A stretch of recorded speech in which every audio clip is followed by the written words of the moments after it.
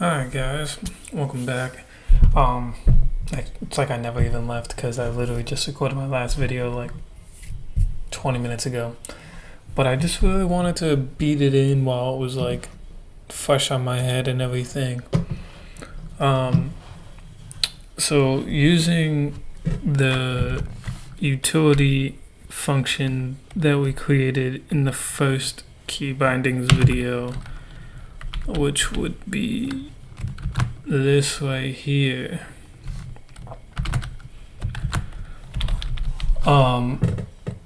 This pretty much just maps. It's a function that wraps around set key map, which set key map takes a mode, left hand side, right hand side, and then options. So for example, mode would be anything like normal, insert, or visual mode, because if you remember, Neovim or Vim in general is a modal editor. So right here, this is the key binding that I want to use. So for example, this is Control H, and then over here is going to be what I want to replace my key binding with. So in that case, the current key binding for moving windows was you have to press Control W and then H to go to the window that was on the left hand side. So now I could just press Control L, Control H, Control L, Control H instead of doing Control W, Control H. And then so it gets a little more complicated as you get to more complex commands. So for example, this is insert mode. When I press Alt J, what the command does is it escapes, so it puts me in normal mode, colon, which puts me in command mode, and then it runs this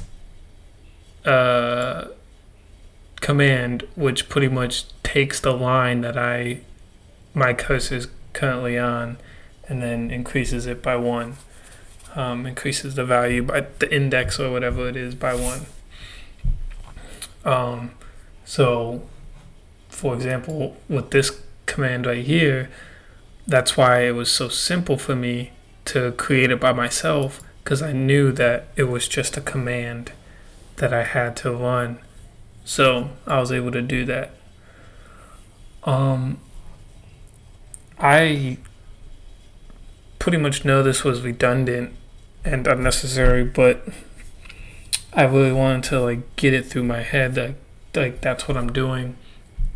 I honestly might just keep the key binding videos going, and as I learn more and understand more and make new key bindings, I'm definitely going to increase the videos under this heading, because one of the things that I want to check on is, for example, this right here. This is my package manager, as you know, lazy.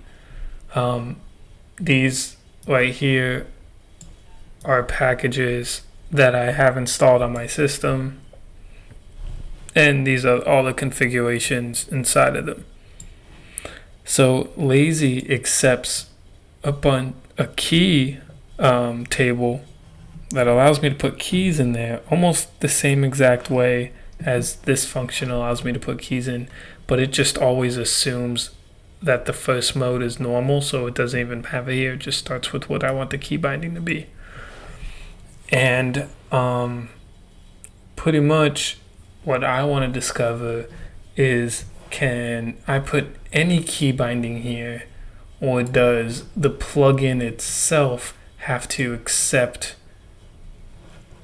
Which I don't think so, because I believe running any options, like anything like options or keys or something like that injects all this stuff into the setup function.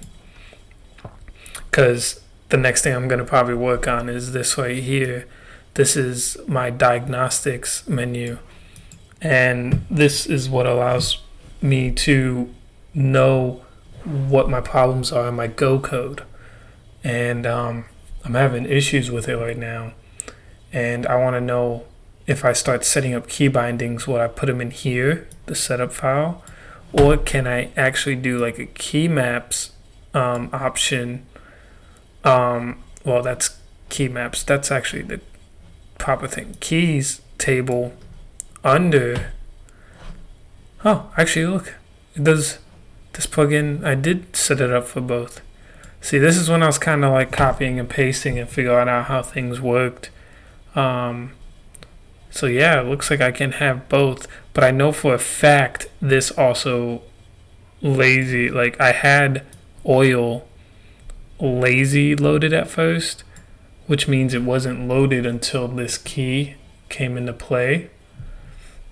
But this is the only key binding I have set for oil, and since this is false, I guess it doesn't matter. This is automatically injected, so I might be able to actually put in some key bindings in the keys section. If that's the case, like my configurations are going to become so much simpler.